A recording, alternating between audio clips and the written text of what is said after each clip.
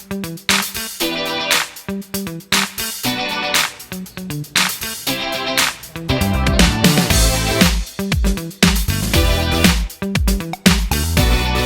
guys, welcome back to another episode of Jobbers Hobby Hour. And for today's episode, isi-share ko naman sa inyo yung simpleng method ko kung papaano ako nakapag-culture ng green water.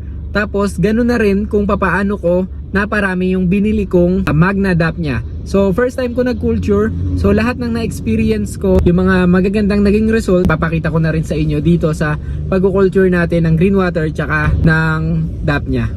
So kung bago ka lang sa channel ko, huwag mong kakalimutang mag-subscribe, like and share this video, and click the bell button para sa mga susunod pang episodes.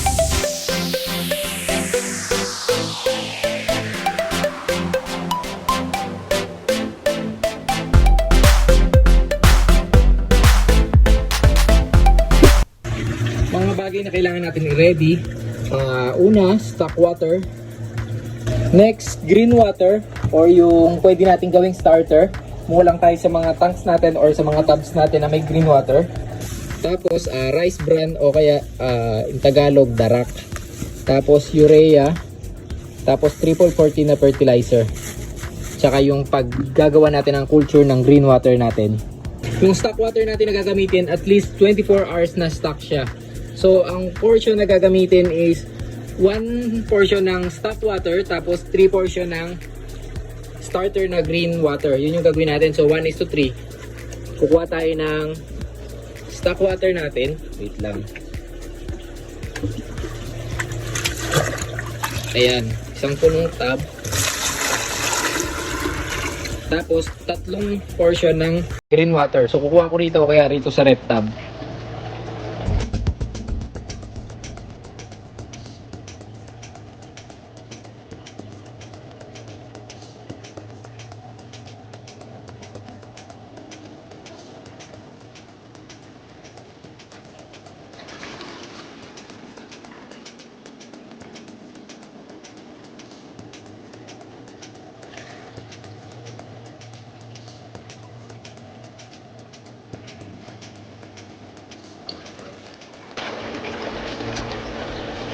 So ang nagawa natin is 1:2 lang. 1 portion ng stock water tas 2 portion ng green water na starter kasi kinulang yung lalagyan natin, maliit lang.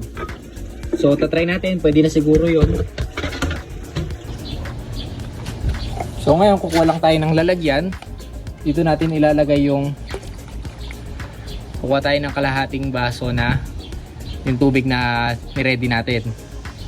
Tapos lalagyan natin kalahating kutsarita ng half teaspoon nitong urea. Tapos half teaspoon din nitong triple 14.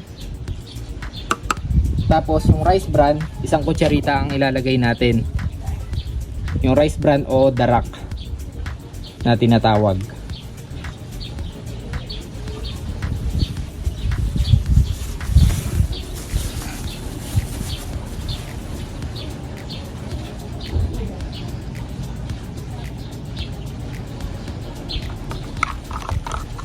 Tunawin lang natin. Ayan.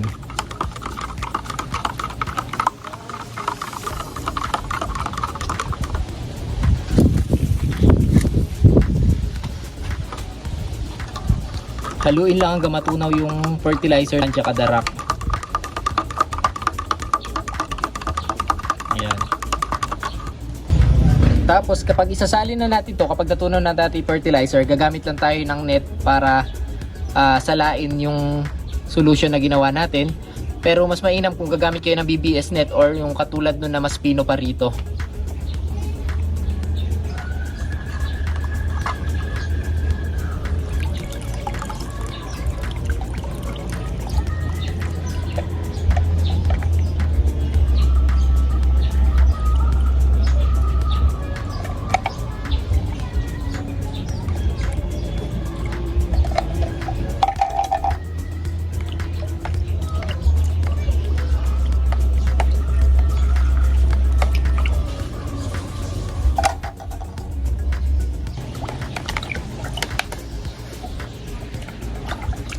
Ito na yung final na itsura nung solution na gagawin natin na culture ng ng green water culture natin. So bibilad lang natin siya 7 to 8 hours sa araw para makikita natin improvement ng pagbabago ng kulay ng green water culture natin. Pwesto ko lang siya rito kasi dito naaarawan ng 6 to 8 hours yung araw. Tapos dito, kung makikita nyo, meron tayo ditong ilang samples. 2 days na to na green water culture natin. Ito yung mga nauna nating sinetup na culture. Ayan, mapapansin nyo green na sila. Kasi ito, medyo light pa yung kulay. Tapos hindi pa settled yung darak na nilagay natin. So ayan, papakita ko sa inyo yung improvement ng pagbabago ng green water culture natin after 2 days. Day 1 simula nung ginawa natin yung green water culture natin. Ayan. Kasi ito yung iba, nag-green na. Yung mga ilang araw. Tapos ito yung bagong gawa natin. Wala pa ring pagbabago. Hey guys, day 2 ng green water culture natin na ginawa. Tapos ayan, kung makikita nyo na parang hindi siya nag-green pa. Ang kulay niya medyo yellowish na ma-brown-brown, parang papunta siya sa brown water. So nilipat ko siya dito sa location kung saan mas maagang nasisinaga ng araw, tsaka mas matagal yung duration. Kasi ito yung mga nauna. Ayan, sobrang green na ng mga nauna. Ayan, tsaka to. Bukod dito sa isa. Yung isa parang katulad niya na medyo nagiging brown water yung dating. Hindi ko alam kung saan tumali. Pero aantayin ko pa rin. Nilipat ko na sila ng pwesto dun sa mas mahabang exposure ng sun. Baka yun lang yung solusyon. Kasi ito, yan, sobrang dark nito. Pwede na natin siyang gamitin sa culture ng DAP niya. Ito na yung itsura ng green water culture natin na ginawa. Ayan, medyo greenish na uli siya, na medyo madilaw-dilaw pa. Ayan. Tapos yung iba nag-evaporate na dahil sa tindi ng araw, sa exposure nila sa araw. Pero ito yung mga nauna, ayan. Green na green naman na yung kulay nila. Pwede nang salangan ng DAP niya na Magna. So, ito na guys yung mga culture natin ngayon. Ayan. Sobrang green na ng tubig ng iba. Tapos ito yung pinakita ko sa inyo yung kinulture. Tapos medyo nag-evaporate sila sa sobrang init ng panahon. Kaya kung mapapansin nyo, merong stain ng lumot dun sa gilid ng mga containers natin. Ayan pa.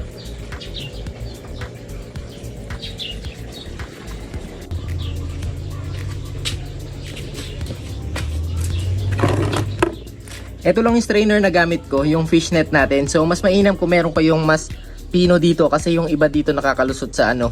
Yung BBS net siguro mas okay yun kung meron kayong pangsalang ganun.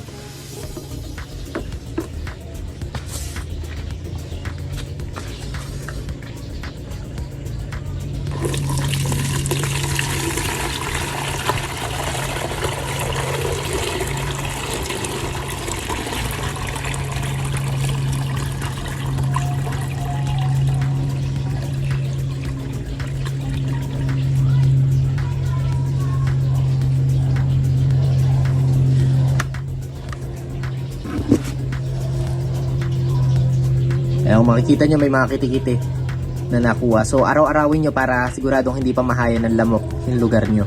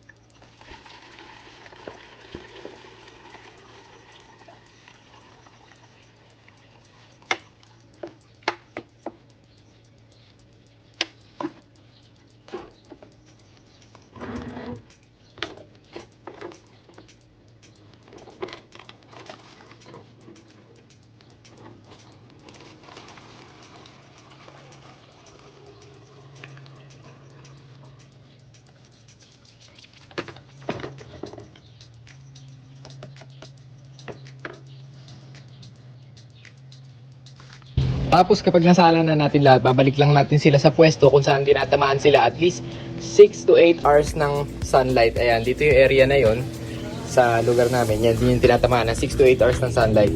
So sa ganitong kulay, sa tingin ko pwede na siyang simulan gamitan ng